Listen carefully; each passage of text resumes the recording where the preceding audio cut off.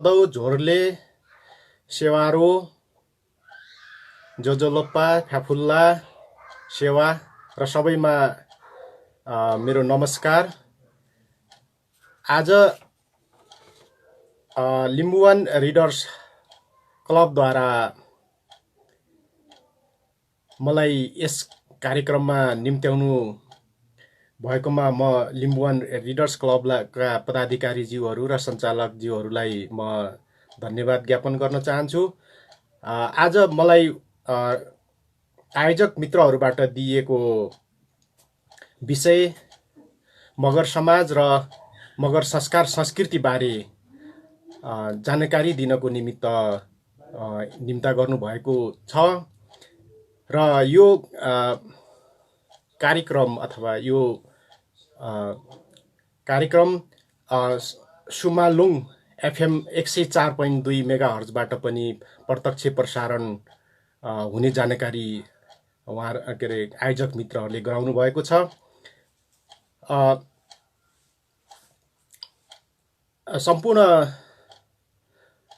दर्शक तथा श्रोताहरूमा समेत म सबैलाई नमस्कार भन्न चाहन्छु। आज मलाई दिएको विषय मगर समाज र संस्कार संस्कृतिको बारेमा केही कुराहरू भन्नको लागि मलाई भनिएकोमा म यसबारेमा अब मेरो प्रस्तुति सुरु गर्न चाहन्छु। यसमा मगर समाजको कुरा गर्दाखेरि यसमा मगरमाहरूमा पहिला के समस्या छ त भन्ने कुरामा चाहिँ मैले यहाँलाई प्रकाश पार्ने प्रयास गर्नेछु र यहाँ प्रस्तुत गरिएका कुराहरू इन्ट्रोडक्टरी मगरको बारेमा विशेष गरेर लिम्बुवानमा रहने साथीहरूलाई लिम्बू साथीभाइहरूलाई जानकारी हुने उद्देश्यले प्रस्तुत गरिनेछ। मगरहरूमा चाहिँ विशेष गरेर समस्याहरू के छ भने मगर जातिलाई नेपालको एकीकरण अथवा भौगोलिक विस्तारमा शाह राजाहरूले पृथ्वीनारायण शाहहरूले गहिरोसँग प्रयोग गरेको मगर पनि सहभागी भएको अवस्थामा तर उसले आफ्नो भाषा संस्कृतिमाथि राज्यको अथवा शासकहरूको औपनिवेशीकरण भोगी रहेर उसले भाषा र संस्कृति गुमाएको अथवा त्यसमा भाषा र संस्कृति कमजोर रहेको अवस्था हो। यसले गर्दाखेरि मगरहरूमा चाहिँ यही कारणले चाहिँ पहिलो चाहिँ समस्याहरू चाहिँ के छ भने मगरमा सांस्कृतिक अन्योलता छ। यो गर्ने कि ऊ गर्ने भन्ने किसिमको एक किसिमको अन्योलता छ। मगरहरूको पुर्ख्यौली मातृभाषा अथवा पितृहरूले बोल्दै आएको मातृभाषाहरूको क्षयीकरण र त्यसले समाज संस्कृतिमा गहिरो तरिकाको प्रभाव पारेको छ र मगर समाजमा विभिन्न खालका समस्याहरू उत्पन्न भएर विभिन्न चुनौतीहरू पनि देखिराखेको छ। यसले गर्दा मगरहरू आज पनि आफ्नो भाषा संस्कृति पहिचान इतिहास रूपी जुन जराहरू छन् त्यसलाई फिजाउन नसकेको कारणले अहिले जरा बिनाको रुख बन्न पुगेको छ। यो विशेष गरेर राज्य र राज्यका क्रियाकलापहरूले र मगर आफैले पनि त्यसमा केही गर्न नसकेको कारणले यी कुराहरू भइराखेका छन्। म यिनै 3-4वटा कुराहरूलाई आज यस प्रस्तुतिमा समेट्ने प्रयास गर्नेछु र मैले यहाँ समेटेका कुराहरूलाई र कतिपय कुराहरू छुटेका हुन सक्छन्। त्यसमा यहाँहरूको सल्लाह सुझाव को पनि आशा अपेक्षा गर्दछु। मगरहरूको बारेमा कुरा गर्दाखेरि मगरहरूको कसरी यो जाति अथवा यो चाहिँ इन्डिजिनियस पिपल आदिवासी मगर कसरी बन्यो अथवा यो यसको पहिचान कसरी मगर भयो भन्ने कुराहरू गर्दाखेरि यो चाहिँ अलिकति अहिलेसम्म पनि खोज अनुसन्धानले गहिरो गरेर कुनै तथ्यहरू त भेटिएको छैन। तर पनि मगरलाई अहिले पनि गाउँघरतिर बुढापाकाहरूले भन्ने गर्नुहुन्छ, मगर भन्ने गर्नुहुन्छ। त्यस्तै गरेर मगर बाहेक अन्य आदिवासी जनजातिहरूले मगरलाई माङ्गर भन्ने गर्नुहुन्छ र भारतमा अहिले पनि उहाँहरूले माङ्गर नै लेख्नुहुन्छ। तर नेपालमा चाहिँ मगर भनेर यो संस्कृताइजेसन भनौँ अथवा नेपाली राज्यले बनाइदिएको पहिचान बनेको छ।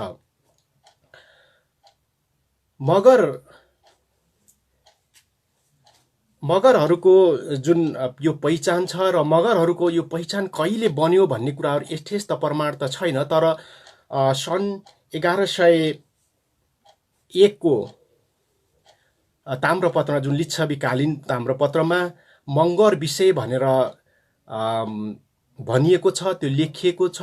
र त्योभन्दा अगाडि मगर के थियो भन्ने अध्ययन अनुसन्धानहरू त धेरै भएका छैनन्। त्यसपछि मगरलाई कसरी मगर भनियो, अब मगरको किन मगर भनियो भन्ने कतिपय कुराहरू अनुत्तरित नै छन्। र यसलाई मगरलाई मगर भनिनुमा कतिपय मगरहरूले अथवा मगर भाषालाई आधार मान्दाखेरि मगर भनेको दारी जुङ्गा कम भएको अथवा जुङ्गा कम भएको मान्छे भन्ने अर्थ पनि लाग्छ। त्यस कारणले पनि हो भन्छन्। कसैले माङ चाहिँ छ, माङबाट मगर बन्यो भन्ने पनि छ। र कसैले चाहिँ होइन, यो मगरहरूलाई चाहिँ यो राज्य विस्तारमा हिँडिराखेका यिनीहरूलाई चाहिँ अब पहिलेदेखि भइराखेको, उनीहरूलाई गाली गरेर मागर अथवा माकल के भन्ने चाहिँ जुन बाँदर भनेर चाहिँ गाली गरेको हो भनेर पनि भन्छन्। यी चाहिँ अध्ययन अनुसन्धानका विषय हुन्। यसलाई चाहिँ अहिले सबै कुराहरू पत्ता लागिसकेको अवस्था छैन। अब मगरको इतिहासको अब कुरा गर्दाखेरि अथवा मगर समाजको इतिहास कहिलेदेखि सिर्जना भयो, के भयो भन्ने कुरा पनि अहिले सबै कुराहरू चाहिँ प्रकाशमा आइसकेको अवस्था चाहिँ छैन। तर मगरहरूको चाहिँ अब इतिहासको कुरा गर्दाखेरि ऐतिहासिक कालमा अर्थात् 1450 को हाराहारीमा ह्यामिल्टन 50 को हाराहारीमा कुमाऊ मा मगर चिफ भएको अथवा मगर राजा भएको भनेर ह्यामिल्टनले उल्लेख गर्नु भएको छ। त्यसपछि 22-24 राजाहरूमा त मगरको उपस्थिति अब प्रमाणहरू नै पाइन्छ। त्यसपछि पूर्वतिर सिक्किममा मगरजोङ, बराइजोङहरू भएको, भुटानमा मगरजोङहरू भएको। त्यसपछि शरदचन्द्र दासले उत्तर तिब्बत काङचापा भ्यालीमा मगरहरू र तिब्बतियन सिपाहीहरू बीच लडाईँ भएको भन्ने कुराहरू चाहिँ उल्लेख गरेका छन्। यसले मगरको भूगोलको बारेमा केही बताउँछ, मगरहरू कहाँ छरिएर अथवा कहाँ रहेका थिए भन्ने कुराहरू बताउँछ। यसले बृहत मगरातको कुरा गर्दछ भने पछिल्लो समयमा नेपाल राज्यको स्थापना भएपछि भने मगरहरूको मुख्य भूमि गण्डकी क्षेत्र र सोही आसपास नै मगरातको ठुलो भूभाग मुख्य भूमि रहेको छ भने मगरहरू पूर्वतिर पनि छरिएर रहेका छन्, विभिन्न जिल्लाहरूमा छन्। सिक्किम, भारत लगायत भुटान लगायत सबै ठाउँहरूमा मगरहरू छरिएर रहेका छन्।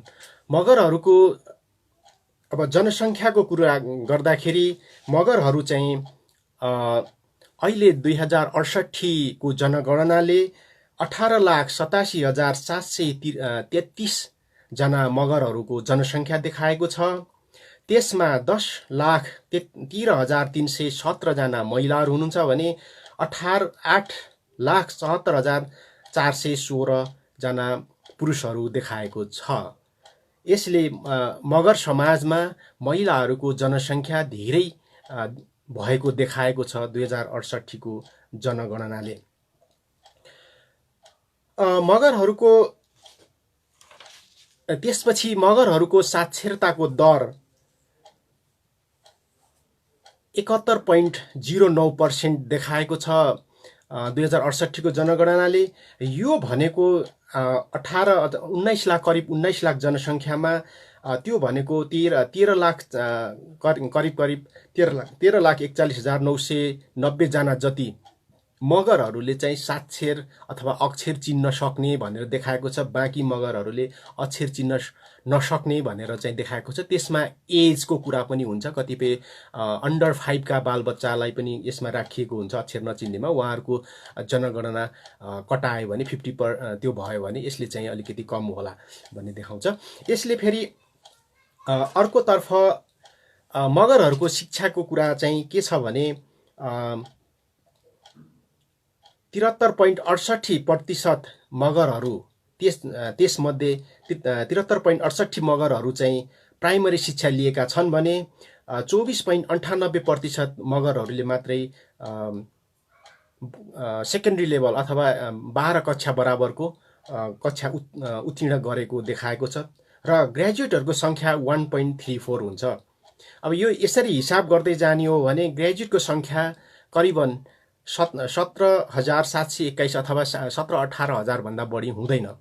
त्यस्तै गरेर +2 पास गर्नेहरूको सङ्ख्या 3,35,000 को हाराहारीमा आउन जान्छ र धेरै करिब 10 लाख 9,68,000 भन्दा 10 लाख भनौँ उहाँहरू चाहिँ प्राथमिक शिक्षामा अथवा साक्षर मात्रै भएको देखिन्छ। यसले गर्दाखेरि मगरहरूको शिक्षाको डिस्ट्रिब्युसन हेर्यो भने त्यसको भारी पल्ला प्राथमिक शिक्षामा मात्रै छ। उच्च शिक्षामा जति हुनुपर्ने हो अरू जातिसँग अथवा नेपालमा रहेका अरू जातिहरूसँग चाहिँ यसको समानुपातिक व्यवस्था मिलेको देखिँदैन, किनभने शिक्षामा मगर कमजोर देखिन्छ। 1.34% भनेको निकै कम हो। यो हिसाब गर्दाखेरि ब्राह्मीणहरूभन्दा कम्तीमा पनि 9.5%ले कमी छन् भने नेवारहरूसँग करिब पनि 9%ले के अरे 8+ समथिङले चाहिँ कमी छ। यस कारणले गर्दा मगरको जुन ग्रेजुएटको सङ्ख्या शिक्षाको दर हो त्यो अरू जातिको तुलनामा कमजोर छ। जो राज्य सत्तामा रहेका छन्, राज्य सत्ताको र साधन स्रोतहरूमा पहुँच ती जातिहरूको भन्दा निकै कमजोर रहेको छ। र कतिपय अब हाम्रो नेपालको परिस्थिति बमोजिम यी ग्रेजुएटहरू पनि सबै नेपालमै छन् अथवा सबैले नेपालमै काम गरिराखेका छन् अथवा भन्न पनि सकिँदैन, कतिपय विदेशमा जानुभएको पनि होला। र अहिले परिस्थिति अब लगभग 10 वर्ष बदलिएको छ, 10 वर्ष हुन लागेको छ जनगणना गरेको। यसले अब केही हाम्रो शैक्षिक स्तरहरू कति बढ्यो भनेर अलिकति केही बढेको हुनुपर्छ, किनभने पछिल्लो समय ग्रेजुएट गर्नेहरूको सङ्ख्या निकै नै आइराखेको छ। तर पनि शिक्षा भनेको फेरि मगरले लिएको शिक्षा भनेको राज्यले दिएको शिक्षा हो। उसले मगरको आफ्नो ऐतिहासिक पहिचान, आफ्नो चाहिँ इतिहास, आफ्नो संस्कार संस्कृतिका कुराहरू त्यहाँ पढाइएको हुन्न। राज्यले जे दियो त्यही शिक्षा हामीले ग्रहण गरेका छौँ। र मगरको बारेमा पढ्नको निमित्त फेरि मगरले छुट्टै आफ्नै तरिकाले फेरि अध्ययन सकेर छुट्टै किताबहरू पढ्नुपर्ने हुन्छ, समाजमा डुल्नुपर्ने हुन्छ र समाजमा डुलेपछि बल्ल मगरका कुराहरू पत्ता लाग्छ। मगरको बारेमा पढ्ने युनिभर्सिटी भनेको मगर समाज नै हो, मगरका गाउँ घरहरू हुन्। त्यही कुराहरू हामीले बुझ्नुपर्ने हुन्छ। र अर्को कुरा, मगरहरूको पछिल्लो समयमा अब समाजमा यो बसाइसराई ले निकै प्रभाव पारेको छ। मगरहरूको बसाइ हिजो राज्य सत्तामा पहुँच नभएपछि ती बेसीका खेतहरू गुमाउन पुगे अनि त्यसले गर्दा लेख बसाइ बस्न पुगे। जुन सम्म खेतहरू सम्म ठाउँहरूमा आफ्नो बसाइहरू आफ्नो जग्गाको स्वामित्वमा कमजोर उपस्थिति हुन पुग्दा उहाँहरू लेख बस्न पुग्नुभयो। र पछिल्लो समयमा विभिन्न कारणले भौतिक विकास र यो वैदेशिक रोजगारहरूको पहुँच राम्रो र त्यसपछि त्यसले गर्दा समाजमा बनाएको परिस्थिति छ, त्यसले गर्दाखेरि मगरहरू चाहिँ बसाइ सरेर रोड हेड आउने, तराई मधेस झर्ने, नेपालका ठुला सहरहरू जाने, त्यसपछि कतिपय हङकङतिर बसाइ सर्ने, कतिपय युकेतिर बसाइ सर्ने र लगायत अहिले अस्ट्रेलिया अमेरिका लगायत थुप्रै देशहरूमा, कतिपय भारतमा यस्ता बसाइ सर्ने गरेको पाइन्छ। तर मगरहरूले बसाइ सर्दै गर्दाखेरि समूहमा भन्दा पनि व्यक्ति मात्रै जाने प्रचलनले गर्दाखेरि उहाँहरूले मगरसँग जुन संस्कार संस्कृतिहरू छ त्यो लिएर जानुभएको छैन। उहाँहरूले मगरका संस्कार संस्कृतिहरूलाई बिर्सनु भएको छ।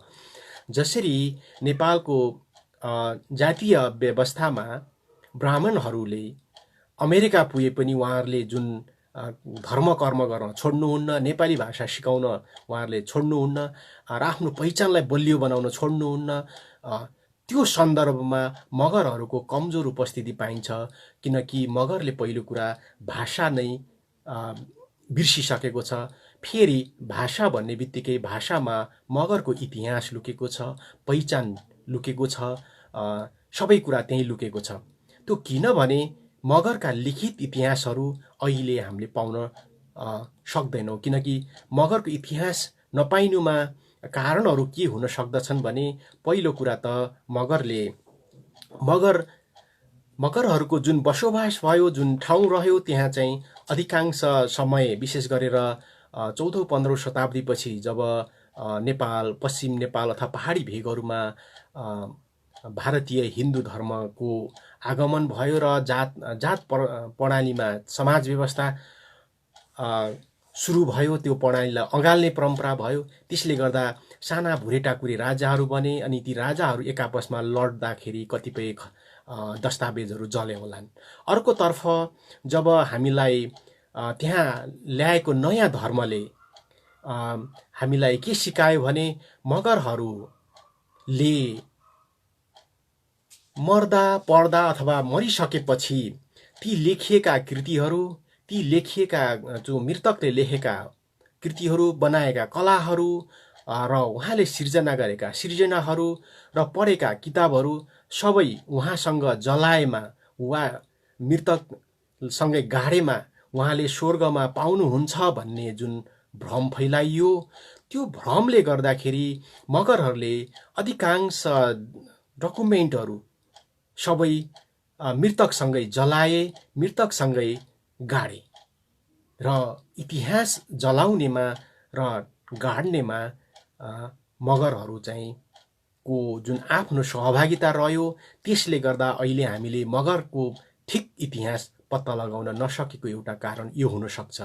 र अहिले पनि कतिपय नयाँ धर्महरू फेरि आएका नयाँ धर्मका पुजारीहरू, पादरीहरूले पनि आज फेरि यही मगर कुनै पनि मगर व्यक्तित्व मृत्यु भयो भने उहाँले पढेका पुस्तकहरू, उहाँले लेखेका सिर्जनाहरू, उहाँले गरेका पुस्तकहरू अहिले पनि जलाउनु पर्छ भनेर मगरका संस्कारहरूमा भन्ने गरिएको छ।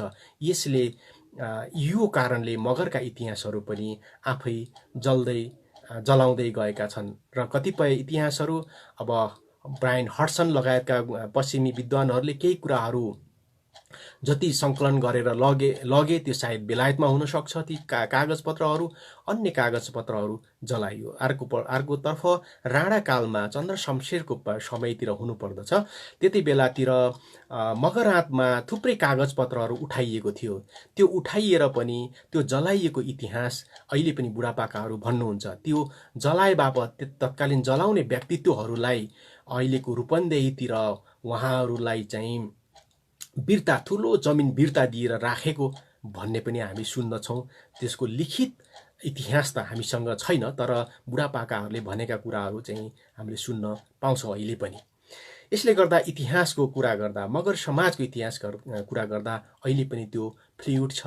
त्यो चाहिँ हामीले अहिले पनि त्यसलाई चाहिँ सबै चिज यस्तै हो भनेर पत्ता लगाउन सकेका छैनौँ। तर विभिन्न कथाहरू हालिएका छन्। मगरको उत्पत्ति कहाँ भयो भनेर, समाजको उत्पत्ति कहाँ भयो भनेर विभिन्न कथाहरू हालिएका छन्। कतिपयले चाइनातिरबाट आयो, कतिले काशीतिरबाट आयो अथवा इन्डियातिरबाट आयो, कतिले चाहिँ पूर्वतिरबाट आयो, कतिले चाहिँ पश्चिमतिरबाट आयो भनेर कथाहरू हालेका छन्। त्यसलाई विभिन्न कुराले अनुमानको आधारमा कुरा गरेका छन्।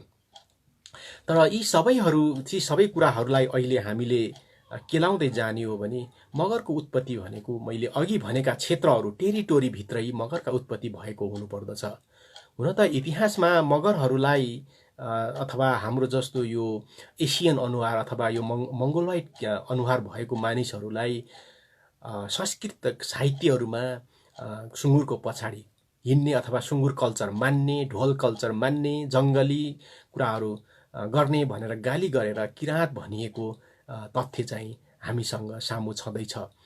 ती किराँतहरू को इतिहास हेर्दा अफगानिस्तानदेखि पूर्वतिर सबैतिर भएको भन्ने अहिले पनि हामीले पाउँछौँ। अर्कोतर्फ मगरको क्षेत्रहरूमा आदिम मानवको हड्डाँत पाइएको छ, जुन त्यो पाल्पा जिल्लाको तिनाउ नदीमा पर्छ, त्यो नदी किनारमा पाइएको छ, त्यो बुटवल र पाल्पाको नजिक छ।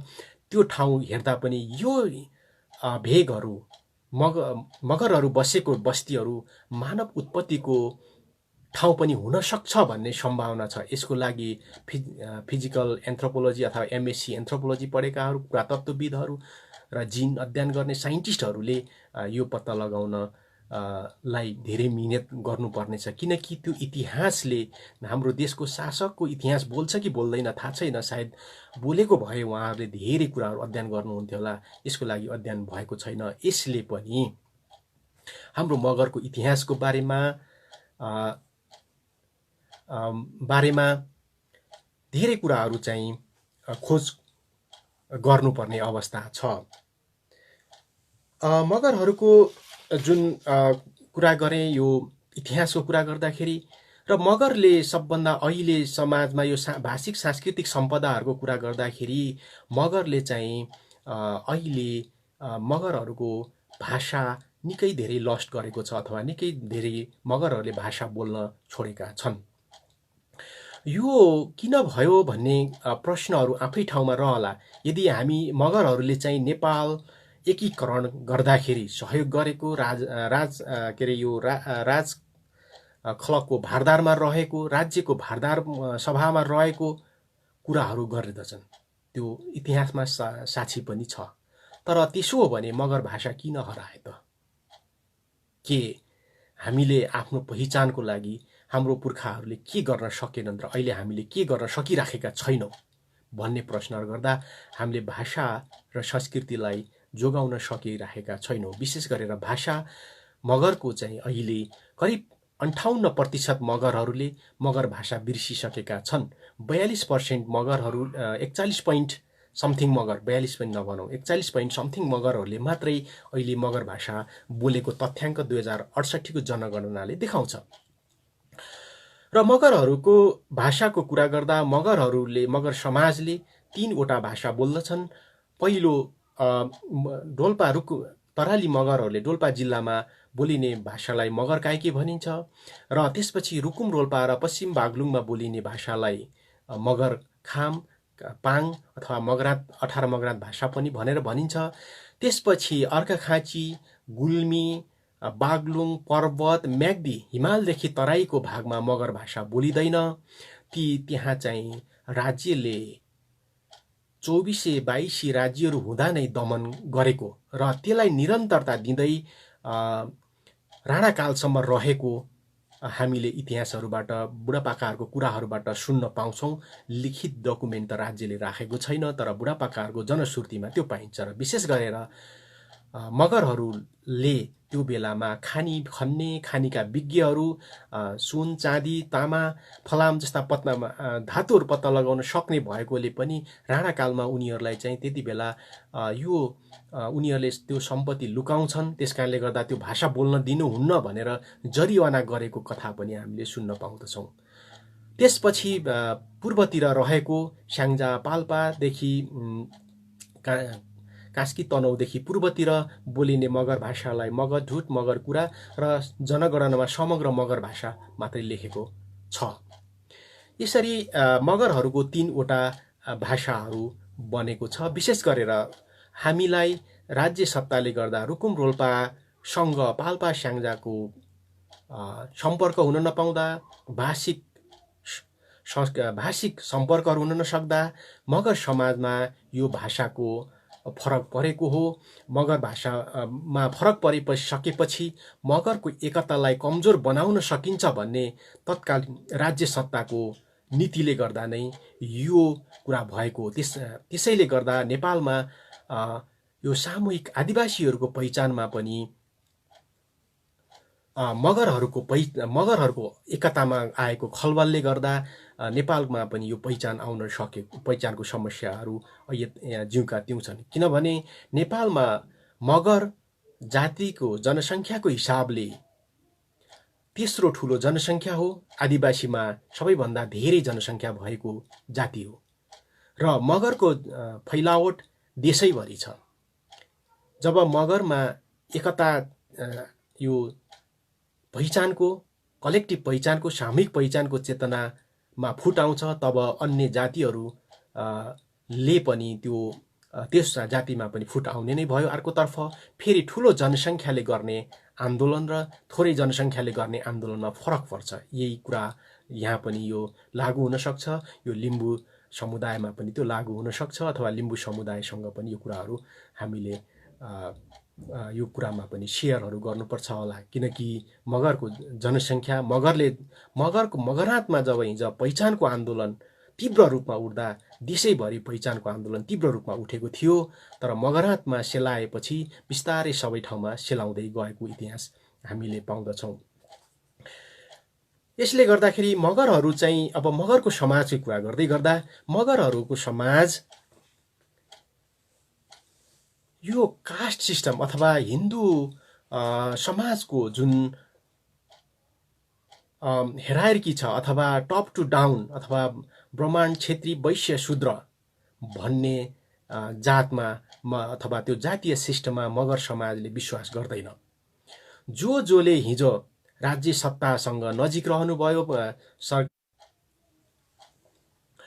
जो राज्य सत्ताको नजिक रहनुभयो, उहाँहरूले जात परिवर्तन गरेर, उहाँहरूले चाहिँ थर परिवर्तन गरेर कोही क्षेत्री बन्नुभयो, कोही ठकुरी बन्नुभयो, जनै लगाउनु भयो, मगर जात छोडेर उहाँहरूले चाहिँ जानुभयो।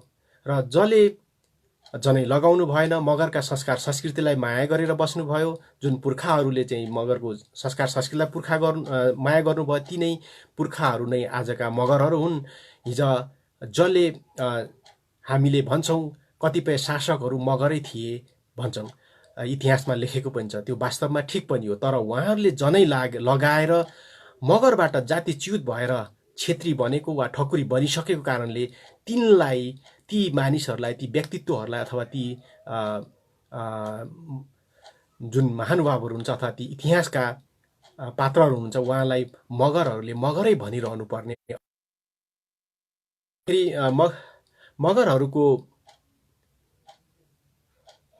मगरहरूको यसरी हेर्दाखेरि चाहिँ के देखिन्छ भने जातीय जुन समाजको हेरार्की छ त्यो हेरार्की देखिँदैन। तर पनि नेपालको एकीकरण गर्दाको समयमा मगरहरूलाई राज्यले कम्तीमा पनि क्षेत्रीको दर्जा दिएको देखिन्छ। किनकि त्यतिखेर हिन्दू वर्णाश्रम नेपालमा व्याप्त थियो र मगरहरूले त्यही विश्वास गरेर राजालाई सघाएको, नेपाल राज्यको एकीकरणमा सघाएको देखिन्छ। तर जब राज्यको एकीकरण भइसकेपछि उहाँहरूले मगरलाई अब क्षेत्री रहने भए जनै लगाउनु, सुँगुर खान छोड्नु लगायतका कुराहरू भनेको पाइन्छ। र त्यसले गर्दा उहाँहरूले जसले छोड्नु भएन, उहाँहरू राज्य सत्ताबाट पनि टाढिँदै जानुभयो र भाषिक सांस्कृतिक औपनिवेशिकमा पनि उहाँहरू पर्नुभयो। यही कुरालाई हामीले इतिहासमा अझै धेरै खोतल्नु पर्छ, त्यो लेख्नुपर्छ। यसका कुराहरू चाहिँ हाम्रा इतिहासमा पाइँदैनन्। यी पुर्खाहरूको कुराहरूमा अथवा हाम्रा बुढापाकाहरूले भनेको कुराहरूमा यी कुराहरू भेट्न सकिन्छ। यसले गर्दाखेरि जब मगरले चाहिँ जात सिस्टममा पस्यो, जात सिस्टममा जसले राख्न खोजे तिनले परिवर्तन गरिसकेपछि एक किसिमले मगरहरूबाट ब्रेन एन्ड मसल ड्रेन भयो। त्यो कारणले पनि मगरको जुन सत्ता पहुँच छ त्यो चाहिँ कमजोर रहन पुग्यो। अर्कोतर्फ मगरहरू जो चाहिँ राज्य सत्ताभन्दा बाहिर रहे, उनीहरूलाई राज्यले बिस्तारै शोषण गर्न थाल्यो, उहाँहरूलाई चाहिँ च्याप्न थाल्यो र त्यसले गर्दा भाषा संस्कृतिहरू गुमाउने अवस्थामा पुगे। विभिन्न किसिमका कुराहरू लगाइए र 1910 को कानुन, विक्रम सम्वत 1910 को कानुनले पनि मगरहरूलाई नमासिने मतावलीमा राख्यो र यसले गर्दाखेरि मगरहरूले आफैलाई अझै पनि कतिपय मगरहरूले त्यति बेला त अब अवस्थै त्यस्तो थियो, मगरहरूले आफूलाई मगर भन्न हिचकिचाउँथे। त्यो कुरा चाहिँ नेपाल मगर सङ्घ अथवा नेपालका मगरको सङ्घ संस्थाहरू स्थापना भएपछि 2039 सालदेखि पछि यी कुराहरूमा चाहिँ मगरले आफूलाई डिग्निटी जन्माउनु पर्छ, अब हामीले पनि हामी मगर हौँ भनेर गर्व गर्नुपर्छ भनेर चाहिँ लागे र स्वीकार गरे। कतिपय राज्य सत्तासँग टाँसिएका कर्मचारी तन्त्रमा माथिल्लो पोस्टमा भएका मगरहरूले आफूलाई मगर भनेर चिनाउन चाहेनन्, अझै पनि कतिपयले चिनाउन चाहँदैनन् होला। त्यो चाहिँ उहाँहरूले चाहिँ आफूलाई क्षेत्री बनाउने अभियानमा उहाँहरू हुनुहुन्छ होला, त्यो पनि त्यतिखेर भइराख्यो। किनकि त्यो बेला उहाँहरूले बाँच्नको निमित्त होला हुनसक्छ। अर्कोतर्फ मगरको कुरामा उहाँहरूले गर्व गर्न नसकेर त्यो भएको छ होला। कति ठाउँमा अझै पनि पाउन सकिन्छ। यो हाम्रो प्रदीप थापा मगरले यो बारेमा थुप्रै किताबहरू पनि लेख्नु भएको छ। मगर समाजकै कुरा गर्दाखेरि अब मगरहरू मैले अघि भने भाषिक तरिकाले, सांस्कृतिक तरिकाले जुन विभाजन भयो अथवा गराइयो, त्यसले गर्दाखेरि मगरहरूमा कहिलेकाहीँ मैले अघि नै भने जस्तो मगरमा सांस्कृतिक अन्योलता छ, जुन संस्कारगत अन्योलताहरू अहिले पनि बढेको छ। प्राइजमोडियल हिसाबले अथवा जुन प्राइजमोडियल आइडेन्टिटी कन्स्ट्रक्सनको थ्योरीको हिसाबले मगरहरूको संस्कृतिको कुरा गर्दाखेरि मगरले दुईटा कुरालाई सम्मान गरेको पाइन्छ अथवा मानेको पाइन्छ। त्यो हो एउटा प्रकृति, आफू बसेको वातावरण, आफू बसेको पर्यावरणलाई माया गरेको पाइन्छ अथवा त्यसलाई त्यो दर्शनभित्र स्वीकारेको पाइन्छ। र अर्को मगरले को संस्कार हेर्दाखेरि, संस्कृति हेर्दाखेरि उसले आफ्ना पिता पुर्खाहरू अथवा पितृहरूलाई पुज्ने गरेको पाइन्छ। मगर अहिले पनि मगर संस्कृतिहरूमा मगरको पितृ पुज्ने जुन परम्परा छ यो अहिले पनि यथावत छ। मगरहरूको दर्शनमा कुनै पनि व्यक्ति मरिसकेपछि त्यो व्यक्ति स्वर्ग र नर्कमा जाँदैन। उसको मगरको दृष्टिकोणमा, दर्शनीय दृष्टिकोणमा मगरको स्वर्ग पनि छैन, नर्क पनि छैन। यदि मरिसकेपछि मगरका ती मृत आत्माहरू छन् भने ती आत्माहरू पहाडको टाकुरामा, नदी नालामा, खानेपानीका मुहानहरूमा अथवा डाँडाकाँडाहरूमा अथवा ओडारहरूमा गएर बसोबास गर्छन् भन्ने मान्यता रहेको छ। त्यसैले पनि मगरहरूले पितृ पुज्ने परम्परा छ। त्यसलाई धेरै त मगरहरूमा पोलिथेइज्मको कुरा अथवा धेरै पितृहरू मान्ने परम्परा छ। अब बृहत रूपमा मगरहरूले बर्हा पूजा गर्ने, जसरी बर्हाको उत्पत्ति क्षेत्र अहिले पनि रुकुम रोल्पामा पर्ने जलजला क्षेत्रलाई मानिन्छ र त्यहाँ त्यो क्षेत्रमा बर्हाहरूको अथवा मगर पुर्खाहरूको भेटघाट भएको अथवा जमघट भएको भनिन्छ। त्यहाँ 12वटा मगर बर्हा दाजुभाइ र 22 बहिनी मगर बर्हा दिदीबहिनीहरू भेटघाट जम्मा भएर जुन मगर समाजको सिर्जना गरेको अथवा मगरमा चालचलन चलाएको भन्ने कुरा पनि त्यहाँका मिथकहरूमा पाइन्छ। यसको अर्थ के हो भने मगरहरू जुन विभिन्न भूमिहरूमा, विभिन्न ठाउँहरूमा छरिएर रहेका थिए, हिजो आज राज्यको जुन बोर्डर नबन्दै, आज इन्डिया र नेपाल नछुट्टिँदै अथवा यस्ता राज्यहरूको बोर्डरको कन्सेप्ट नआउँदै मगरहरू एक ठाउँदेखि अर्को ठाउँमा जुन ठाउँमा बसोबास गरे, ती ठाउँहरूमा मगरहरूको बसोबास गर्दाखेरि ती ठाउँहरूबाट भेटघाट भएर त्यहाँ जुन पितृहरू अथवा जुन एउटा लिगहरू बने होलान् अथवा त्यसपछि मगरका समाजका विभिन्न कुराहरू बने होलान्, त्यो ठाउँलाई भनेको होला भन्न हामीले सक्दछौँ। तर यसको बारेमा गहिरो अध्ययन चाहिँ भइसकेको छैन। यसलाई क्रस कल्चरल, क्रस लिङ्गुअल र पुरातात्विक अध्ययनहरू गर्न बाँकी नै छ। यसमा मगर समाजको गर्नुपर्ने, यो अध्ययन गर्नुपर्ने जिम्मा मगरहरूकै काँधमा आइलागेको छ। त्यस्तै गरेर मगरहरूले बराजु पुज्ने अथवा भुइँयार पुज्ने, भुइँयार पनि एक किसिमको पितृपूजा नै भनिन्छ र पितृ र प्रकृतिको पूजा भनिन्छ।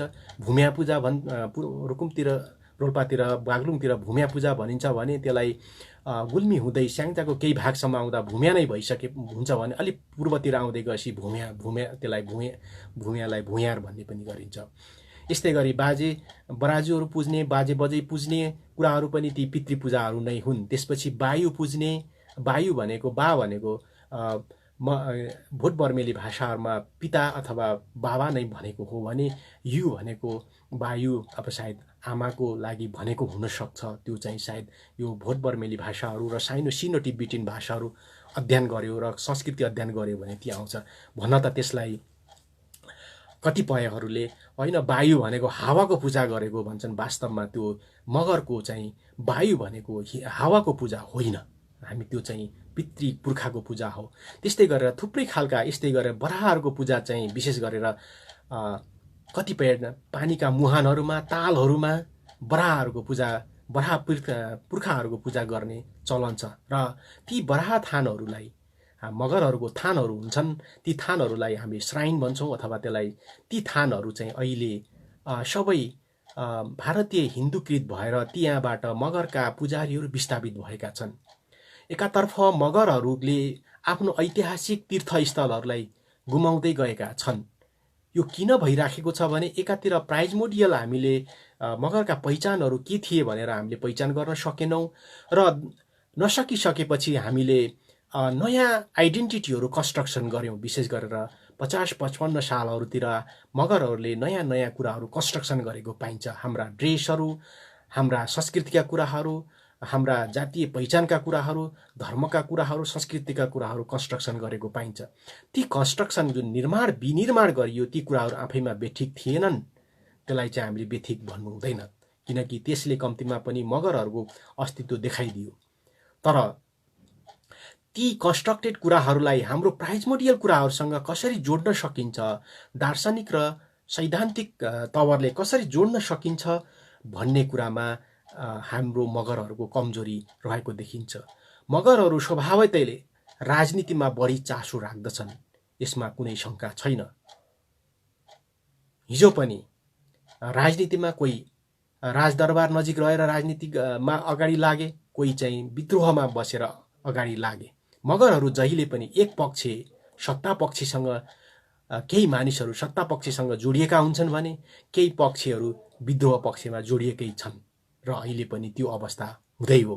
यो मगर समाजमा त्यो हुनु स्वाभाविक पनि भयो, जनसङ्ख्याको हिसाबले ठुलो जनसङ्ख्या भएको कारणले पनि।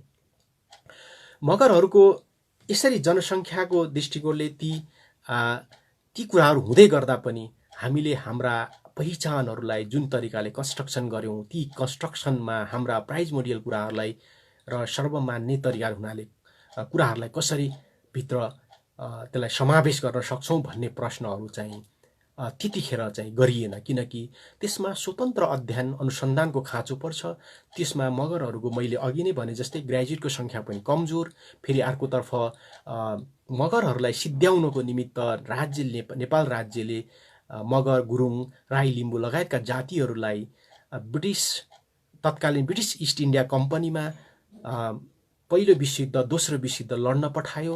त्यसले गर्दा पनि हामीलाई बाहिर जाने कल्चर अथवा थोरै पढेर बाहिर गएपछि हामीलाई गाना बजाना नानामा मात्रै रमाउन, गाना बजाना खाना र नानामा रमाउन मात्रै सिकायो हामीलाई अध्ययन अनुसन्धानमा। र हामी राज्यको ब्युरोक्रेसीमा अध्ययन अनुसन्धान गर्ने ठाउँमा हामीले चाहिँ ज्ञान निर्माण गर्ने तहमा जानुपर्छ भन्ने सिकाएन। तर यो त पछिल्लो पुस्ताले आफसे आफ गरेको कुरा हो। अर्कोतर्फ राज्यले फेरि हामीलाई बहुभाषिक बहुसांस्कृतिक शिक्षा नदिएर हामीलाई पछाडि पारेको पनि सत्य नै हो। मगरले आफ्नो मगर भाषा बोल्दछ, आफ्नो संस्कृति छ, जुन कुरा नेपालको प्राथमिक शिक्षामा पढाइँदैन, माध्यमिक विद्यालयमा पढाइँदैन, विश्वविद्यालयमा पढाइँदैन। जब बच्चालाई त्यो कुरा पढाइँदैन, उसको बोल्ने टङ, मदर टङ र नेपालीमा भएको टङ, जुन मगरको भाषाको ध्वनिहरू र नेपालीको ध्वनिहरूमा आकाश पातालको फरक छ। ती फरक कुराहरूलाई तत्कालीन शिक्षकहरूले नसिकाइदिनाले र शिक्षकहरूको कप्टीपन भनौँ, उहाँहरूले त्यो अध्ययन नगरेर बहुभाषिक र बहुसांस्कृतिक मोडेलमा सिकाउन नसकेको कारणले पनि धेरै मगरहरूले पढ्न सकेनन्। लाखौँमा 2-4 जना ग्रेजुएट हुनु अथवा 2-4 जनाले पढ्नु ठुलो कुरा होइन, अथवा दशौं हजारमा 1-2 जनाले पढ्नु ठुलो कुरा होइन, अधिकांशले किन पढ्न सकेनन् भन्ने प्रश्न मगर समाजले अहिले पनि उठाइराखेको छ र बौद्धिक वर्गले यो कुरा उठाइराखेको छ। त्यो हाम्रो विधि, शिक्षणको विधि मगरहरूलाई चाहिने बहुभाषिक र बहुसांस्कृतिक शिक्षाको मोडेल जुन मगर गाउँहरूमा अथवा मगर बालबालिका पढाउने ठाउँमा अपनाइएन, त्यसले गर्दाखेरि मगरले अरूको भाषा संस्कृतिसँग कम्पेरिजन गर्न सकेन, तुलना गर्न सकेन र प्रतिस्पर्धात्मक क्षमता कमजोर रह्यो। राज्यले यसरी कमजोर बनाउनको लागि राज्यले एउटा हामीलाई यस्तो खालको कुराहरू पनि गरेको मगर समाजले बुझ्नु पर्दछ र बुझिराखेका छन् र यसको विरुद्ध बोली आवाज पनि उठिराखेको छ। मगरको संस्कार संस्कृतिकै कुरा गर्दै जाँदाखेरि मगरमा जुन यो भाषाको कुरा गर्दै जाँदाखेरि जुन अब मैले अघि संस्कृतिको कुराहरू गरेँ, मगरले एउटा चाहिँ प्रकृतिको पुर्खाको पूजा गर्ने कुरा गरेँ मैले, जुन अब कुल पूजाको रूपमा होस् या अन्य तरिकाका पूजाहरू हुन्, ती चाहिँ मगरले गर्ने भयो। अर्को प्रकृतिसँग उसले पूजा गर्छ, उसले खोला नालाहरू, पहाडहरू, भन्ज्याङहरू कुराहरू गर्छ र उसले निर्माण गरेका कुराहरू, घरको धुरी खामाहरू यिनीहरू पूजा गर्छ। किनकि त्यो चिज भएन भने मगरको अस्तित्व सिद्धिन्छ भन्ने मगरलाई वैज्ञानिक चेत भएकै कारणले, पुर्खाहरूलाई त्यो वैज्ञानिक चेत भएकै कारणले उहाँले त्यो पूजा गर्नुभएको। पूजा गर्नुको अर्थ उहाँले बलि दिएर अथवा कुखुरा काटेर अथवा बाख्रा काटेर अथवा सुँगुर काटेर त्यो खानको लागि मात्रै गरिएको चिज थिएन। त्यसको वैज्ञानिक पक्ष हामीले हेऱ्यौँ भने ती कुराहरू के थिए भने, ती कुराहरू नभए हाम्रो समाज सिद्धिन्छ अथवा हामी चाहिँ सिद्धिन्छौँ भनेर उहाँले जोगाउनको निमित्त गर्नुभएको थियो, जसलाई मगरले इमिक पर्सपेक्टिभ अथवा चाहिँ आन्तरिक जुन मगरको आफ्नो पर्सपेक्टिभबाट व्याख्या गर्नुपर्ने थियो, त्यो नगरिएकै कारणले मगरले बाह्यहरूको ले जुन व्याख्या विश्लेषण गरिदिए त्यसैमा विश्वास गर्नाले मगरले संस्कृतिमाथि, आफ्नो संस्कृतिमाथि गौरव गर्न छोडेको हो। र मगरले चाहिँ यी कुरा बाह्य संस्कृतिलाई भन्दा, बाह्य विद्वानहरूले व्याख्या गरेको भन्दा आफ्नै मगरहरूले गरेको इम्पाइरिकल स्टडिजहरू अथवा हामी आफैले गर्न सकिने कुराहरूलाई प्राथमिकता दिने हो भने हाम्रा संस्कार संस्कृतिहरू फेरि पनि रिभाइटलाइज हुन्छ अथवा त्यो फेरि बिउतन्छ। विशेष गरेर जो मगरहरू शहरमा झरे अथवा विदेशतिर बसाइ सरे, उहाँहरूले त्यो कुरालाई रिभाइटलाइजेसन गर्नुपर्छ र केही परिवर्तन पनि गर्नुपर्छ। किनभने उहाँहरूले आफ्नो थाक थलो छोडेर जानुभएको छ। थाक थलो छोडिसकेपछि उहाँहरूमा जुन प्रकृतिलाई पूजा गर्ने ठाउँ अथवा त्यो सिजनलाई अथवा उत्पादनलाई पूजा गर्ने कुराहरू त्यहाँ नरहला, तर अरू संस्कार संस्कृतिहरू फेरि सँगै लान सकिन्छ, भाषाहरूसँगै लान सकिन्छ। यसले गर्दाखेरि मगर संस्कार संस्कृतिहरूमा हामीले मगरहरूले चाहिँ यो कुरालाई पनि ध्यान दिन पर्ने देखिन्छ र मगर समाजमा यो कुराहरू नितान्त अध्ययन अनुसन्धान र यसको समाजमा चेतनाको चाहिँ जरुरी रहेको छ। र मगर चाहिँ को समाज भनेको अर्को के हो भने यो लिङ्गीय विभेद अथवा महिला पुरुष को विभेद भएको समाज होइन। भाषाहरूलाई हेर्ने हो भने अहिले पनि त्यो भाषाको कुराहरू र संस्कार संस्कृतिलाई हेर्ने हो भने त्यसमा मगरको समाजमा, मगरको समाज र संस्कृतिमा, संस्कारमा विभेद छैन। र मगरहरू कुनै ठाउँमा विवाह भएर जान्छन् भने पनि ती महिलाहरूको माइतीको थर मेटिँदैन। तर यो मेट्ने काम त कसले गरेको हो भने हामीलाई चाहिँ नयाँ धर्म संस्कृति अथवा भारतीय धर्म संस्कृतिहरू सिकाइसकेपछि हाम्रो पहिचानलाई सिद्ध्याउनुको निमित्त जुन कुराहरू उहाँले सिकाउनु भयो त्यो कुराहरूलाई हामीले ग्रहण गर्नाले यो जेन्डर अथवा लैङ्गिक विभेदको कुरा मगर समाजमा आएको हो। लिङ्गीय विभेदका कुराहरू पछि मगरले सिकेका कुराहरू हुन्। किनभने मगरले जुन आज शिक्षा लिएको छ, जुन कुरा पढेको छ, जुन कुरा टेलिभिजनमा देखेको छ, ती कुराहरू मगरका पछि कृत गरिएका कुराहरू मात्रै हामीले सिकेको कारणले यस्तो कुराहरू भएको हो। अब मगरहरूको जुन संस्कार संस्कृतिहरू अथवा दर्शनहरू जोगाउने मान्छेहरू को थिए त भन्ने कुरामा हामीलाई अन्योलता त रहेको छ नै। तर पनि जस्तो लिम्बूहरूमा, अब यो लिम्बूहरूको जातिमा बिजुवा फेदाङ्गाहरूले जसरी उहाँहरूको मुन्धुम जोगाउनु भयो अथवा त्यसलाई चाहिँ लिपिबद्ध गर्नुभयो, त्यसलाई मौखिक रूपमा धेरै लामो समयदेखि भन्दै आउनुभयो, ती कुराहरू मगर हातमा थिए, अहिले कतिपयले थिएनन् भन्ने कुराहरू पनि उठ्छ।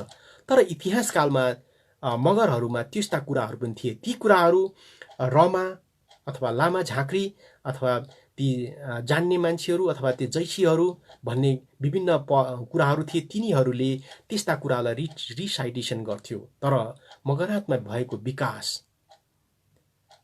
शिक्षाको विकास, बाटोको विकास, भौतिक विकास, त्यसपछि सञ्चारमा भएको विकासले यी कुराहरू पुरातनवादीहरू हुन्, ती अन्धविश्वासहरू हुन्, त्यहाँभित्र कुनै सत्यता छैन भन्ने कुरा हावा फैलाइदिएको कारणले हामीले, हाम्रा पुर्खाहरूले अथवा हामी योभन्दा अगाडिका पुस्ताहरूले ती कुराहरूलाई टिप्ने अथवा ती कुराहरूलाई सैद्धान्तिकरण गर्ने र त्यसलाई दर्शन बनाउने कुराहरू भएनन्।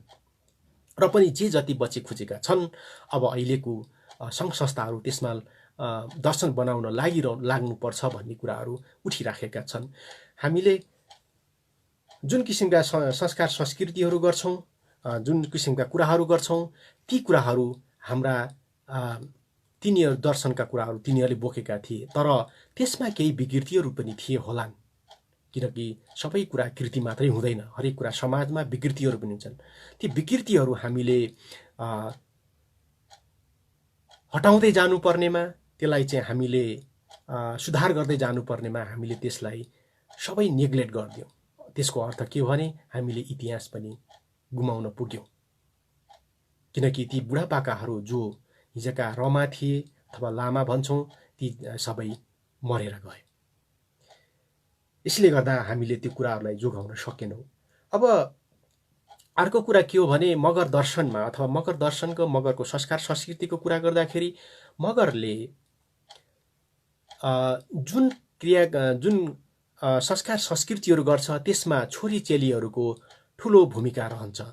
मगर यदि सच्चा मगर हो भने उसले सबै क्रियाकलापहरू गर्नको निमित्त उसलाई कुनै पुरोहित चाहिँदैन, उसलाई कुनै तिब्बतियन कल्चरमा रहेको लामाहरू चाहिँदैन, र ब्राह्मीण कल्चरमा रहेको पुरोहित पुजारीहरू अथवा त्यसलाई के भन्छौँ हामी पण्डितहरू चाहिँदैन, क्रिस्चियन धर्ममा रहेका पादरीहरू चाहिँदैन। सबै मगरको छोरी चेलीहरूले को कुराहरूले उहाँहरूले उतारिदिनुहुन्छ। त्यसलाई हामी कुटुम्ब पनि भन्छौँ। जो कुटुम्बहरूको ठुलो विवाह गर्दा होस् अथवा बच्चा जन्मिँदा होस् अथवा मृत्युकर्ममा होस्, यसमा उहाँहरूको ठुलो भूमिका हुन्छ। र मगरको ब्युटिनेस अथवा त्यसको चाहिँ सैद्धान्तिक पक्ष र दहरोपन भनेको यही कुरामा छ। र मगरहरूले स्वभावैले अथवा उहाँहरूको कल्चरले आफ्नो मामाको छोरी बिहा गर्ने अथवा मामा खलकको छोरी बिहा गर्ने चलनले पनि एक किसिमको सामाजिक कुराहरू, जुन सामाजिक इन्टिमेसी छ, त्यो सम्बन्धलाई नजिक पारेको थियो।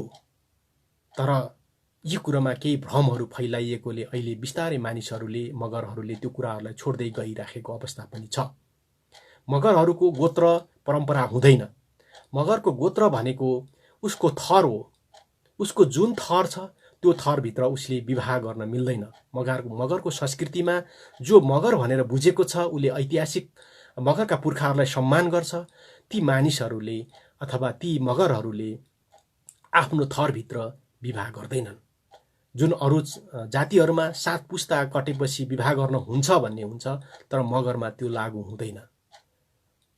तर अन्य धर्मको प्रभावले गर्दा त्यसमा केही कुराहरू तलमाथि भएका होलान्, त्यसलाई अलग रूपमा लिनुपर्छ। तर मगरको दर्शन त्यो कुरा होइन। त्यसले गर्दाखेरि मगरका कुराहरूलाई हामीले ध्यान दिन, ऐतिहासिकता र जुन हाम्रो चाहिँ समाजको बनोटलाई ध्यान दिने हो भने संस्कार संस्कृतिहरू त्यसरी बनेका छन्। र अर्को संस्कृतिको निर्माण भनेको फेरि मगरहरूको के हो भने जुन मगरहरू जुन वातावरणमा, जुन जग्गा जल जमिन जङ्गल र जडीबुटी भएको ठाउँमा अथवा जुन भूगोलमा मगरहरू बसे, त्यहाँको प्रकृतिसँग सम्बन्ध भएर मगरका संस्कार संस्कृतिहरू विकास गरिएका छन्। हामीले मगरका संस्कार संस्कृतिहरूलाई केलाउँदाखेरि फेरि हामीले तत्कालीन मगरहरूको उत्पादन प्रणाली कृषि होला तत्कालीन अथवा खानी खन्ने पेसाहरू होलान्, त्यसपछि राज्य राजमा लडाइँ गर्ने के अरे लडाकु पेसाहरू होलान्, लडाइँ गर्ने जुन सिपाही बन्ने पेसाहरू होला, यी कुराहरूलाई पनि हामीले जोड्नुपर्छ। कन्टेम्पोररी सोसाइटीलाई हामीले जोडेर मगरको इतिहासलाई संस्कृतिलाई व्याख्या गरेनौँ भने फेरि त्यो पनि अधुरो रहन्छ, किनकि मगरका संस्कार संस्कृतिहरू हिजोका उत्पादन व्यवस्था, त्यसको प्रविधि, त्यसमा मगरहरूले जानेका विकास गरेका प्रविधि र त्यहाँ पाइने प्राकृतिक साधन स्रोतहरूसँग नै सम्बन्धित छन् र त्यस कारणले गर्दा ती कुराहरू हामीले पनि विश्लेषण गर्नुपर्छ र सम्पूर्ण मगरहरूले बुझ्नुपर्छ। र यदि यहाँहरू अब लिम्बुवानका साथीहरू मगर गाउँमा जानुभयो भने पनि यी व्याख्या विश्लेषण गर्दाखेरि यी कुराहरूलाई ध्यान दिनुपर्छ। लिम्बू साथीहरूले अथवा लिम्बू मित्रहरूले, लिम्बू लुङ्गाहरूले, लाफाहरूले मगरहरूको बारेमा समाजमा गएर कुरा गर्दाखेरि यी कुराहरू प्रकृति, पर्यावरण र उनीहरूको ऐतिहासिकतालाई ध्यान दिएर अथवा त्यो कुराहरूलाई बुझ्ने प्रयास गरेर र संस्कार संस्कृति केलाउने प्रयास गरियो भने अवश्य पनि मगरको ठिक कुरा बुझ्न सकिन्छ। र पछि कन्स्ट्रक्टेड अथवा हामीले हिन्दू धर्मको आइडियोलोजीबाट कन्स्ट्रक्टेड कुरा होस् या पछि पश्चिमाहरूले दिएको शिक्षाबाट जुन कन्स्ट्रक्टेड गरिएको कुरा होस्, त्यो कुराहरूबाट हामीले अध्ययन गर्न खोज्ने हो भने हामीले त्यो कुरा चाहिँ मगरको सही कुरा हामीले पाउन सक्दैनौँ। यो कुरामा पनि हाम्रा लिम्बुवानका साथीहरू अथवा लिम्बू साथीहरूले मगरको बारेमा अध्ययन गर्दा यी कुराहरूलाई ध्यान दिनुपर्छ भनेर म भन्न चाहन्छु। अब मगर संस्कार र संस्कृतिकै कुरा गर्दै जाँदाखेरि मगरहरूको संस्कारमा अथवा बिहाको कुरा गरौँ, बिहा गर्दाखेरि मगरको प्राथमिकता भनेको केटा र केटी बीचमा एक आपसमा मन पराएर भेट भएर जुन त्यसलाई अहिले आधुनिक न्युजमा भन्दा लभ म्यारिज अथवा संस्कृत साहित्यमा भन्दा गन्धर्व विवाह चाहिँ प्राथमिकता हो। विशेष गरेर मगरहरूको चाहिँ विवाहको दर्शन हेर्दाखेरि त्यो मगर र केटा र केटी मिलिसकेपछि अब मगर समाजमा पनि अब यो संसारमा भएको विकाससँगै पितृसत्ताको प्रचलन चलेपछि केटीहरू केटाको घरमा जाने प्रचलन चल्यो। यद्यपि मगर केटाहरू पनि मगर केटीको घरमा गएर फेरि त्यहाँ के अरे छोरी भान्जा अथवा मामासँग बसेर जाने चलन पनि थियो। तर केटी चाहिँ मुख्य रूपले चाहिँ केटी चाहिँ केटाको घरमा जाँदाखेरि केटाको घरमा उसले घर परिवारमा मिसाउनको निमित्त त्यहाँ चाहिँ टिको टालो गर्ने अनि त्यसमा सबै आफन्तहरूले दाजुभाइ र आफन्तहरूले टिका लगाइदिने अनि उहाँहरूलाई साइनो अनुसारको ढोकभेट गर्ने र अनि मगरको घरभित्र लगेर आफ्नो चुला देखाउने अथवा चुला देखाउने अथवा चुलामा मिसाउने भन्नेको अर्थ एक परिवार बनाउने भन्ने कुरा हुन्छ पहिलो चरणमा। भने दोस्रो चरणमा त्यसपछि मगरहरूले त्यो ल्याइसकेपछि फेरि केटीको घरमा गएर उहाँले खबर गर्नुपर्ने र पछि अनुकूल समयमा फेरि ढोकभेट गर्न, त्यसलाई ढोकभेट भन्छौँ, मगरमा अरू कुरा हुँदैन। ढोकभेट गरेर केटीको कुरामा गएर घरमा गएर अनि ढोकभेट गर्ने, उहाँका त्यहाँ आफन्तजनहरू चिन्ने, टिका तालो लगाउने र त्यसपछि फेरि केटाको घरमा फर्केर ती फेरि पहिलाको कुरा दोहोऱ्याउने चलन छ। यो चाहिँ मुख्य चलन त्यो हो। तर विभिन्न धर्महरूको प्रभावले गर्दाखेरि यज्ञ राखेर अथवा के राखेर बिहा गर्ने चलन पनि विशेष गरेर साभ्रान्त मगरहरूले, साभ्रान्त पनि फेरि कन्टेम्पोरेरी हुन्छ अथवा जुन ठाउँको अनुसार हुन्छ, उहाँहरूले त्यो गर्ने गरेको पनि पाइन्छ। तर ती भनेका कुराहरू के हुन् त, हामीले पछि एक्वायर गरेका कुराहरू, पछि अरूबाट ग्रहण गरेका कुरा हुन्। ती मगरका ओरिजिनल कुराहरू होइनन्। यदि सजिलो तरिकाको छ, तर यी विवाह प्रचलनमा पनि कुटुम्बको ठुलो रोल हुन्छ, कुटुम्बको चाहिँ महत्त्वपूर्ण भूमिका हुन्छ। त्यसपछि मगरहरूमा चाहिँ छोरी मान्छेलाई विवाह गर्न अथवा त्यसलाई उहाँलाई छोरी मान्छेलाई केटो मन परेन भने सजिलै तरिकाले छोडेर जान सक्ने, अर्को विवाह गर्न सक्ने, अथवा केटाले त्यो गर्दाखेरि केटाले पनि उसलाई क्षतिपूर्ति दिन पर्ने हो कि, अथवा ती कुराहरू पनि मगरका समाजमा भएको पाइन्छ। ती कुराहरूलाई मगरका परम्परागत सङ्घ संस्थाहरूले गर्ने गर्थे। त्यस्तै गरेर मृत्यु संस्कारमा पनि मगरको चाहिँ सजिलै तरिकाले सबै कुटुम्बले गरिदिने हुन्छन्। र मगरको चाहिँ अन्तिम संस्कारको दिन संस्कार चाहिँ कतिपय हिन्दू धर्मकामा प्रभावित हुनेहरूले चाहिँ 13 दिनका दिन गर्ने गर्छन्। तर मगरको तात्विक कुराले हेर्ने हो भने मगरको 3 दिनको दिन चाहिँ एउटा पूजा गर्छन्। त्यो पूजा गर्नुको अर्थ के हो भने मगरले मगर मानिस कुनै व्यक्तित्वहरू मर्दा 3 दिनमै चोखाउने रहेछन् भन्ने त्यो संस्कारले बुझ्न सकिन्छ। र मगरले चाहिँ अन्तिममा चाहिँ के गर्छ भने उसले उङ्ग्या भाग्ने भन्छ। उङ्ग्या भनेको मगरमा आत्मा हो, त्यसलाई सौल भन्छौँ, आत्मा हो। उङ्ग्या भाग्य भन्छौँ भने त्यो रुकुम रोल्पामा चाहिँ त्यसलाई ग्याल भन्ने गरिन्छ। त्यो ग्याल छुट्याउने अथवा उङ्ग्या भाग्ने गरे चाहिँ हाम्रो कुटुम्बले त्यो विधि पुर्याइदिन्छन्। त्यो पुर्याइदिइसकेपछि त्यो मृत्यु संस्कार पुरा भएको मानिन्छ।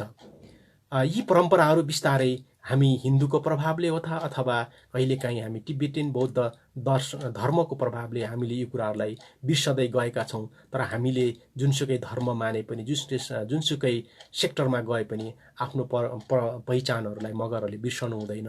आफ्नो ऐतिहासिकता कुराहरूलाई जोगाउनुपर्छ, संस्कार संस्कृतिहरूलाई जोगाउनुपर्छ भन्ने मलाई लाग्दछ यसमा।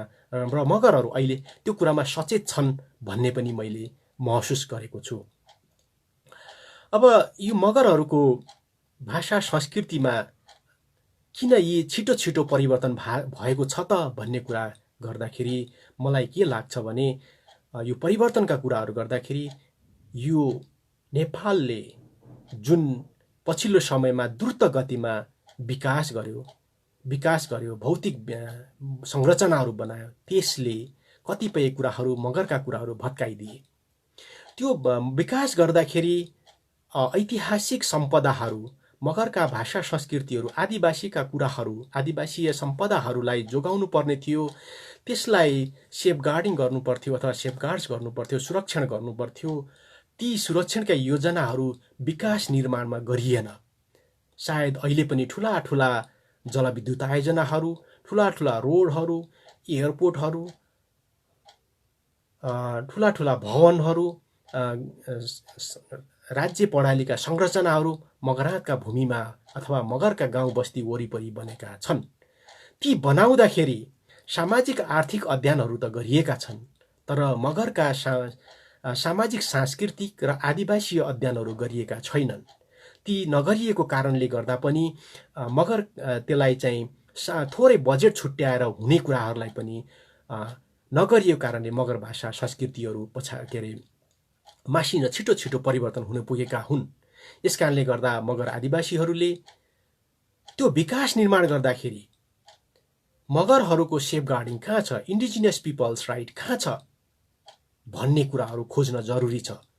र कतिपय मगरका गाउँहरूमा अथवा मगरका ठाउँहरूमा विकास गर्दा हाम्रै केही मगर व्यक्तित्वहरूलाई किनेर, प्रोजेक्टले किनेर अथवा साउजीले किनेर अथवा सरकारले किनेर, विदेशी डोनर एजेन्सीहरूले किनेर, विकास गर्ने एजेन्सीहरूले किनेर मगरहरूको विरुद्ध प्रयोग गरेका छन्। त्यो गर्दै आएको कुरा पनि हो। किनकि मैले अघि नै भने जनसङ्ख्याको दृष्टिकोणले मगर धेरै भएकोले कहीँ सत्ता पक्षमा पनि लाग्छ, त्यसको विरुद्धमा पनि लागिराखेको हुन्छ। त्यसले गर्दाखेरि तर ती जुन बिकेका मगर व्यक्तित्वहरू हुन्छन् उहाँहरूले त्यो समाजलाई, त्यो संस्कृतिलाई माया नगर्न सक्छन्। त्यसलाई चेतावनी दिने काम पनि मगर समाजकै हो। त्यसलाई अर्को बाह्य समाज आएर गर्दैन। विकास निर्माणमा हाम्रा हिस्साहरू खोजिनुपर्छ। विकास निर्माण गरिसकेपछि त्यसबाट रोयल्टी आउँछ। रोड बन्यो, त्यहाँ रोयल्टी आइराखेको हुन्छ। तपाईँको गाडी चल्दाखेरि गाडीको ट्याक्स तिर्नुपर्छ, उसले धुवानीको ट्याक्स तिर्नुपर्छ, सबै कुरा गर्छ। त्यसको रोयल्टी खोइ त?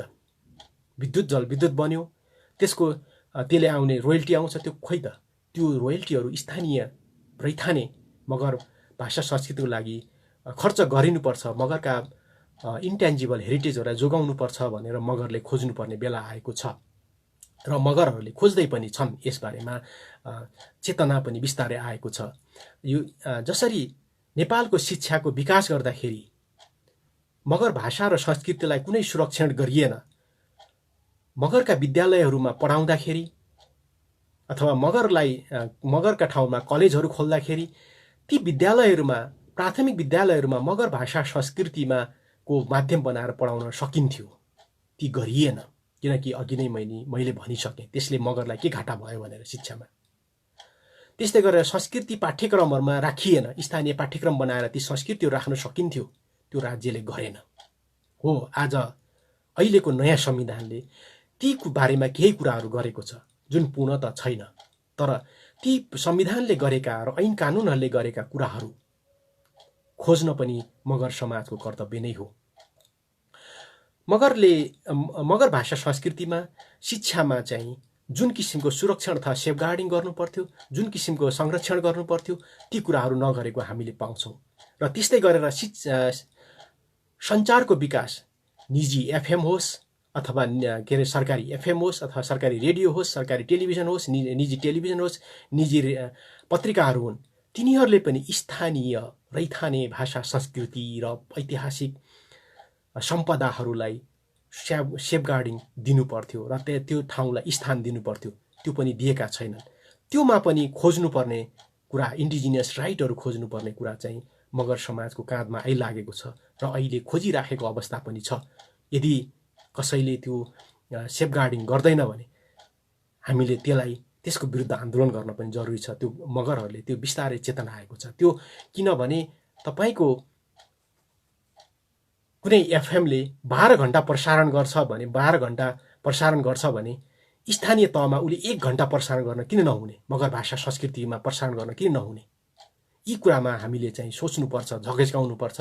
तिनीहरूले तपाईँ हामीलाई सुनाएर विज्ञापन बटुलेर नाफा कमाइराखेका छन्। त्यो आफ्नो विकास गरेका छन्, आफ्नो आर्थिक विकास गरेका छन्। त्यो आर्थिक विकास गर्दै जाँदा त्योबाट आउने नाफाको रोयल्टी खोइ त स्थानीय समाजलाई?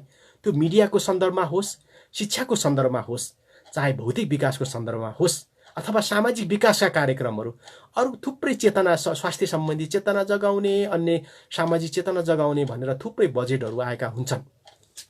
ती बजेटहरूमा पनि हाम्रा भाषा संस्कृतिलाई सुरक्षण गरेर बनाएका कार्यक्रमहरू के छन् त?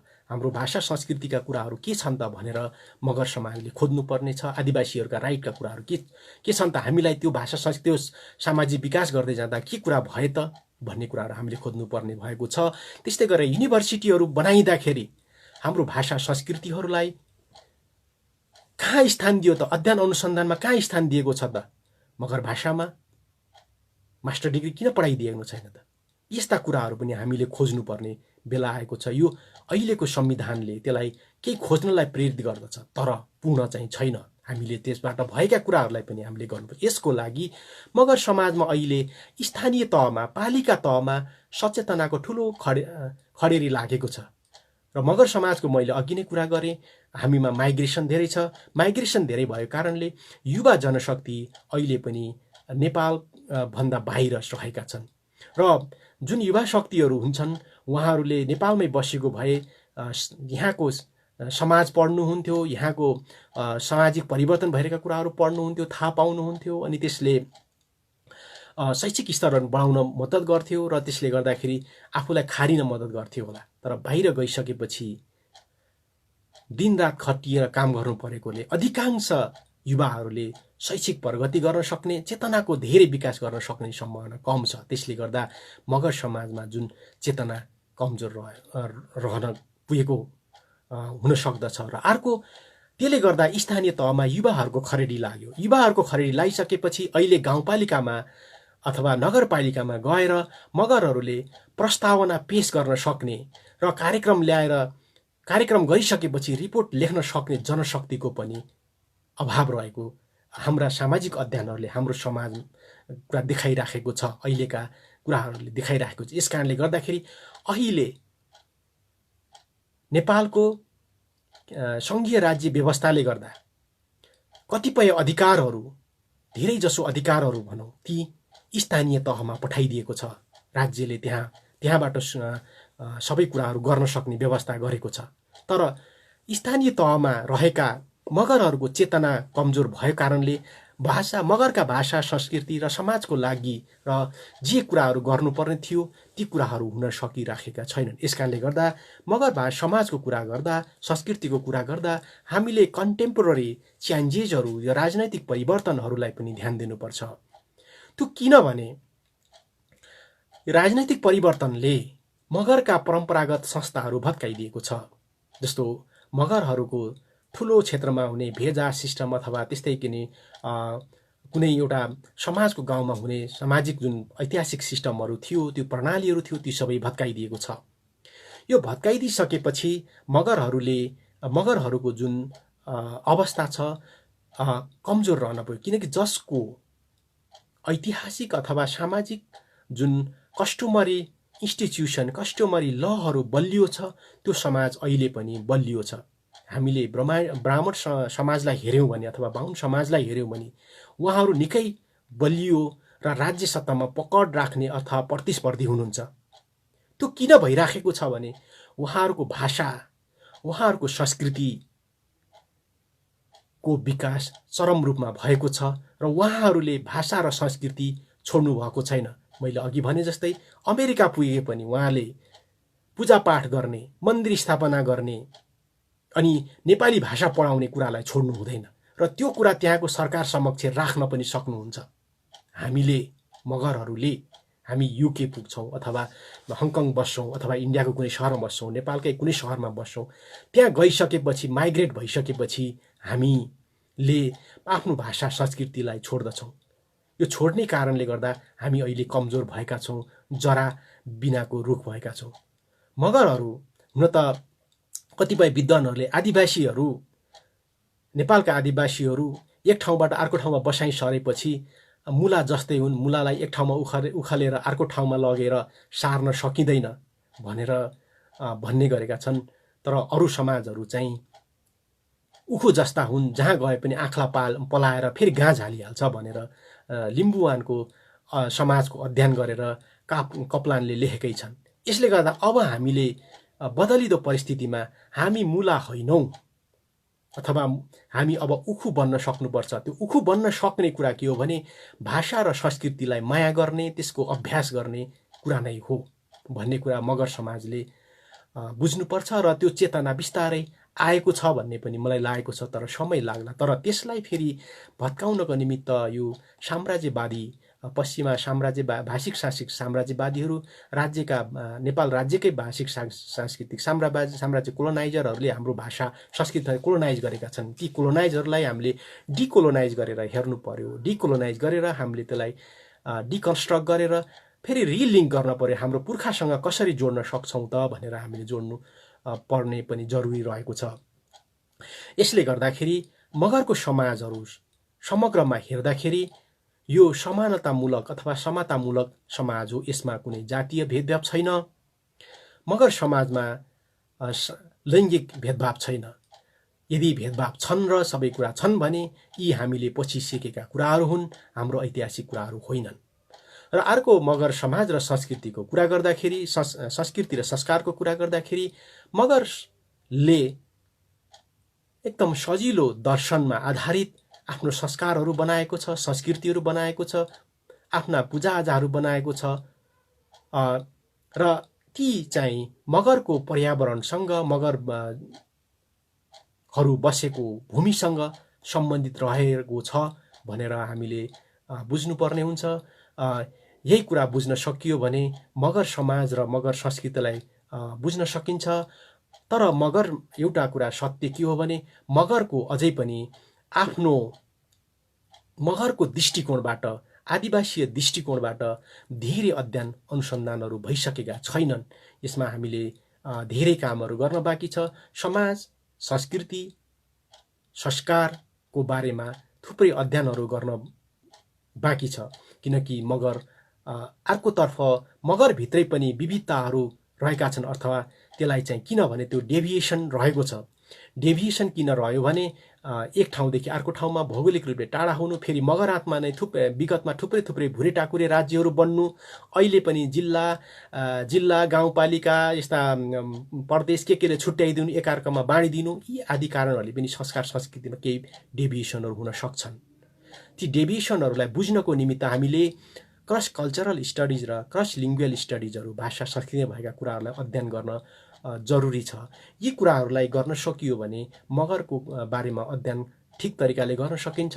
यी कुराहरू चाहिँ हाम्रा जुन आयोजक साथीहरू हुनुहुन्छ लिम्बुवान का साथीहरूले यी कुराहरूलाई पनि ध्यान दिएर दिन सक्नुभयो भने मगरको बारेमा सही सूचना पाउन सक्नुहुन्छ भन्ने मलाई लाग्दछ।